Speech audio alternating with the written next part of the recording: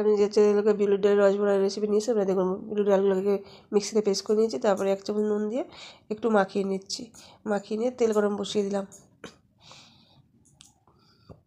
তেল গরম বসিয়ে একটু ছোটো ছোটো করে বড়াগুলো ছেড়ে দিচ্ছি।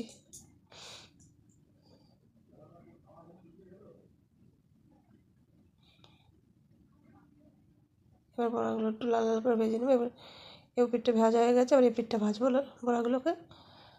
তারপরে নামানো হয়ে গেছে। এবার আমি জল দিয়ে দিচ্ছি। জল দেওয়ার পরে আমি 200 গ্রাম চিনি দিয়ে দিলাম। চিনি দিয়ে একটু নাড়িয়ে নেব। নাড়িয়ে নেওয়ার পরে 5টা 6টা এলাচ দিয়ে দিলাম।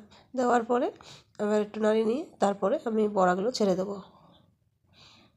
আপনারা রসবড়ার রেসিপিটা করে খাবেন, ভালো লাগবে। আমার রসবড়া একটু রেডি।